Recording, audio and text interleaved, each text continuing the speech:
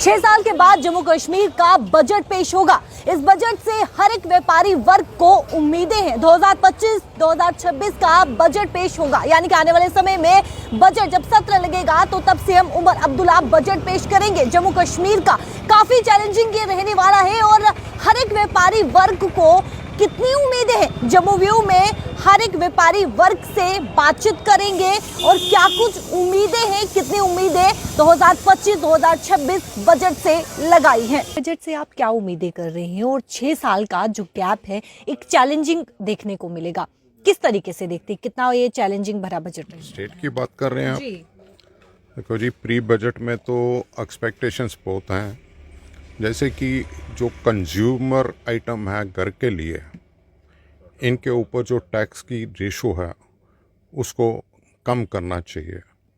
अब अगर तो यहाँ की गवर्नमेंट के हाथ में है तो ये करे, नहीं तो सेंटर से लाइसेंस रख के इसको कम करना चाहिए। जैसे कि एलपीजी है, आम जनरल हर घर में ये लगती है।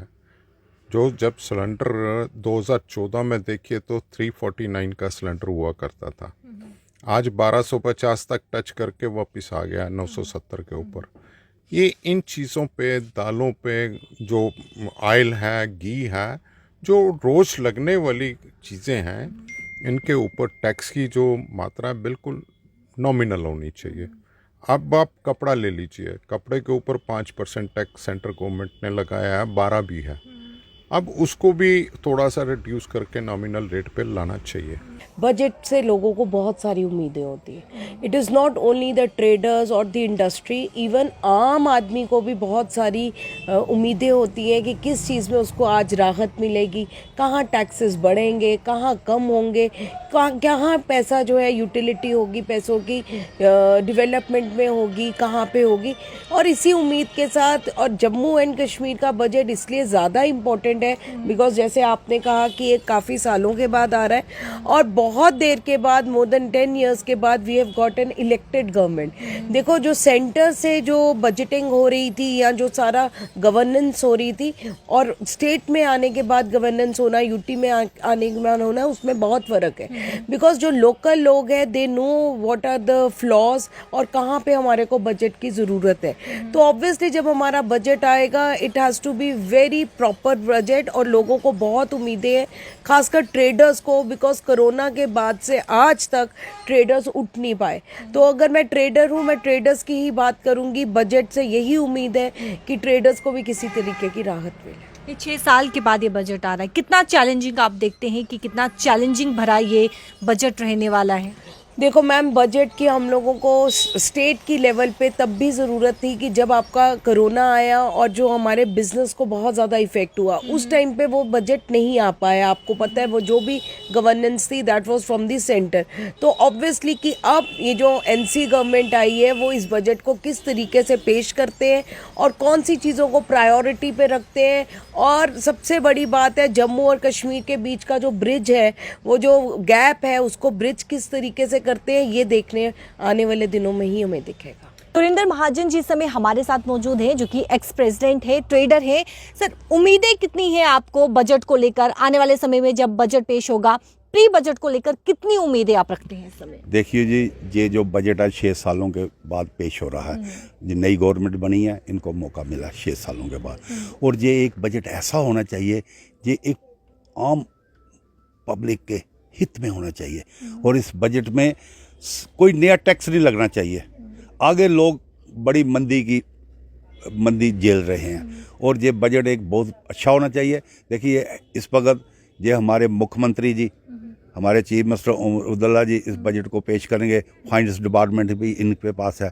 ये जम्मू में भी देखते हैं और कश्मीर को भी देखते हैं और बाहर भी जाते हैं, और इनको ये बड़ा सोच समझ के एक बजट पेश करना पड़ेगा। और इस बजट में ये हमारी जो एक है, हम कहते हैं इसमें ट्रेडर को भी, उस पर भी ध्यान देना चाहिए, इंडस्ट्री को भी ध्यान देना चाहिए, और जैसे हेल्थ डिपार्टमेंट है, हेल्थ सर्विस है, इसको भी थोड़ा स्ट्रॉन्ग करना पड़ेगा, और जैसे PHE है उसको भी स्ट्रॉन्ग करना पड़ेगा।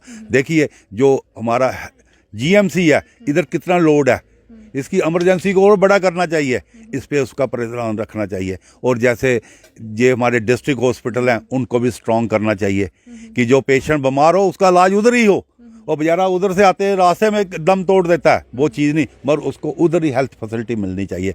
कीर्ति Gupta, ex vice president trader federation warehouse Nehru market. आज काफ़ी सालों के बाद जो है यूनियन टेरिटरी का जो बजट पेश होने जा रहा है उससे हमें खासी उम्मीदें हैं, क्योंकि गवर्नमेंट ने जो भी जैसे पहले हाउस टैक्स या दूसरे अदर टैक्सेस के बारे में पब्लिक को इन्फॉर्मेशन दी थी भी हम ये टैक्स लगाएंगे, जेएमसी के भी टैक्स लगे हुए हैं। जेएमसी पहले घर घर में 100 रुपये लेती थी और पिछले हफ्ते से उन्होंने 200 रुपये कर दिया है। और भी कई तरह के टैक्स जो है लग रहे हैं, जैसे पंजाब से या दिल्ली से कोई भी माल डायरेक्ट आ रहा है उसके ऊपर कोई पूछ पड़ताल नहीं है, क्योंकि जिसके पास जीएसटी या पैन नंबर है उसको अलाउड किया जाता है। हम ये कहते हैं जीएसटी वालों को कितना नुकसान होता है जिन्होंने जीएसटी के नंबर ले रखे हैं, अगर आप पैन पे अलाउड करते हैं तो ये तो बड़ी नाइंसाफ़ी है, क्योंकि इससे क्या होता है सरकार के खजाने पे असर पड़ता है।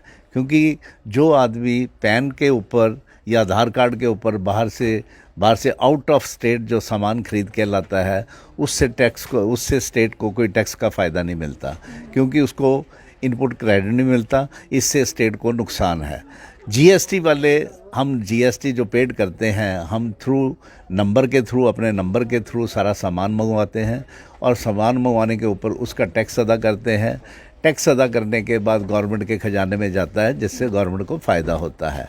और दूसरी बात ये है, एक जीएसटी में सबसे बड़ा नुकसान ये है, जैसे मैंने आपको माल बेचा, आपको जो माल बेचा मैंने उसका टैक्स भरा, लेकिन आपने जो जीएसटी की रिटर्न नहीं दी उसकी जिम्मेवारी मेरे पे नहीं होनी चाहिए, उसकी जिम्मेवारी आप पे होनी चाहिए। ये गवर्नमेंट का या स्टेट गवर्नमेंट का फ़र्ज बनता है, आप उसके लिए आपको नोटिस निकालें, ना कि मेरे को जिसने जीएसटी पेड करा हुआ है उसको निकालें। बाकी हम चाहते हैं हमारी स्टेट की जो इकोनॉमिक हालत है उसमें सुधार हो। सरकार जब बजट पेश करेगी, सेशन जब लगेगा, सत्र जब लगेगा, तब बजट पेश किया जाएगा, सीएम उमर अब्दुल्ला पेश करेंगे, तो क्या लगता है कि कितनी उम्मीदें जो ट्रेडर्स इस समय लगाकर बैठा है उन उम्मीदों पर जो है वो सरकार खरी उतर पाएगी? देखो जी, 6 साल में भी जो हालात क्रिएट हुए उसके ऊपर एक प्रॉपर इंसान की अप्रोच नहीं थी ऊपर तक पहुंचने की। वहाँ पे जो भी बात हो रही थी, माननीय गवर्नर साहब और साथ में उनके साथ अटैच जो कमिश्नर सेक्रेटरी थे, सेक्रेटरी रैंक के बंदे थे, वहाँ तक ही बात हो रही थी। आम जनरल पब्लिक की अप्रोच नहीं थी, क्योंकि अब गवर्नमेंट बनी है, government is for the people, by the people, of the people. अब ये जो नुमाइंदे हैं हमारे चुन कर आए हैं, यहाँ तक अप्रोच है आम जनरल पब्लिक की, तो वो अपने व्यूज़ दे सकते हैं कि भाई इसको ऐसे नहीं ऐसे किया जाए, और उम्मीद रखते हैं कि गवर्नमेंट कुछ ना कुछ अच्छा पब्लिक की बेहतरी के लिए ही करेगी, कि अप्रोचेबल है तो बेहतरी अच्छी होगी। क्योंकि अब आप देख लीजिए जम्मू की पोजीशन जो बन चुकी है इस समय, ट्रेडर सब दुखी है, होटलियर दुखी है, होटल के कमरे खाली पड़े हैं। ये जो एनसी के मैनिफेस्टो में था कि हम फुल दरबार मूव करेंगे, बट हो सकता है अभी कोई मजबूरी बन गई हो जिसके कारण फुल दरबार मूव नहीं हुआ। ये एक गुलदस्ता है जो भाईचारा है, जिसको सेकुलरिज्म के हिसाब से हम देखते थे, उसको लेकर ही चलना चाहिए। अगर फुल दरबार मूव होता है उससे जम्मू का ट्रेडर, होटल इंडस्ट्री वाला, जो बाकी जो ट्रांसपोर्टर है, ये बच जाएगा। अदरवाइज बैंकों के लोन बढ़ते जा रहे हैं और ट्रेडर जो है वो दिन ब दिन नीचे गिरता जा रहा है। होटल एसोसिएशन के प्रेसिडेंट पवन गुप्ता जिस समय हमारे साथ मौजूद है। सर, बजट किस तरीके से देखते हैं? 6 साल का गैप है, चैलेंजिंग भरा ये रहने वाला है, क्या लगता है आपको? आपकी उम्मीदें इसको लेकर क्या कुछ है? देखिए, ऐसा है, बजट स्वाभाविक बात है, गवर्नमेंट की तरफ से बजट बनती है, गवर्नमेंट अपने खर्चे और सारे वो इनपुट सारे रखते हैं, और आम आदमी भी जो होता है वो इस बजट के ऊपर बहुत डिपेंड करता है। मेरा ये सबसे पहले कहना ये है, सरकारें जो भी हों, सरकारें उस भंवरे की तरह होती है जो फूल का रस भी चूस लेती है, उसमें सरकार भी खुश और भंवरा भी खुश, तो लोग भी खुश। तो मेरा ये कहने का इसमें क्या, जितने भी टैक्स जो नए हैं वो नहीं होने चाहिए, क्योंकि लोग पहले ही ऑलरेडी बहुत महंगाई है और अनएम्प्लॉयमेंट बहुत ज़्यादा है, तो इसलिए सरकार को बहुत सोचना चाहिए इस बजट के बारे में। हालांकि पहले जो बजट पास हुई थी, क्योंकि यहाँ पे गवर्नमेंट नहीं थी, पार्लियामेंट में और अपर हाउस में राज्यसभा में बजट होने के बाद मेरे ख्याल 1.18 लाख करोड़ की बजट की थी। बजट पिछले साल से तकरीबन ज़्यादा ही थी। वो जो बजट मैं कहूँ, इसमें मैं स्पेशली टूरिज़्म सेक्टर की तरफ चला जाता हूँ। टूरिज़्म सेक्टर एक ऐसा है जहाँ जम्मू में मैं कहूँ पिछले कई सालों से कोविड और ट्रेन जम्मू जाने के बाद जहाँ का बिजनेस बड़ा निचले स्तर पे ग्राफ नीचे की तरफ चला गया है। सरकार को ये सोचना चाहिए अब की बार स्पेशल कंसंट्रेशन जम्मू प्रोजेक्ट्स के ऊपर होनी चाहिए।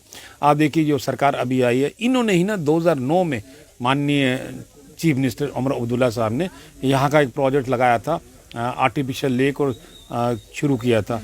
वो 6 डेडलाइन खत्म होने के बाद भी प्रोजेक्ट वहीं का वहीं पड़ा हुआ। स्पेशल फंड्स उसके लिए होने चाहिए ताकि ये एक्सपीडाइट हो। बजट से हर एक व्यापारी वर्ग को इस समय उम्मीदें हैं, क्योंकि 6 साल के बाद जम्मू कश्मीर का बजट पेश होगा आने वाले समय में। और इस समय ट्रेडर, हर एक व्यापारी वर्ग उम्मीद कर रहा है, जो उनकी उम्मीदें हैं उन उम्मीदों पर सरकार खड़ी उतर पाए। यानी कि जब बजट पेश होगा आने वाले समय में, तो तब जो उम्मीदें इस समय ट्रेडर लगाकर बैठा है, एक अच्छी खबर जो है उसे उस समय सुनने को मिलेगी। क्योंकि 6 साल के बाद एक गैप है, एक चैलेंजिंग है, और इस चैलेंजिंग को, इस गैप को सरकार किस प्रकार से फुलफिल करती है, और आने वाले समय में जो ट्रेडर उम्मीद कर रहा है उन उम्मीदों पर सरकार कितना खड़ी उतर पाती है। और जब बजट पेश होगा तो उसमें हर एक व्यापारी वर्ग के लिए क्या कुछ रहने वाला है वो भी देखने लायक होगा। कैमरा पर्सन शमी थापा के साथ शिल्पा शर्मा, जम्मू।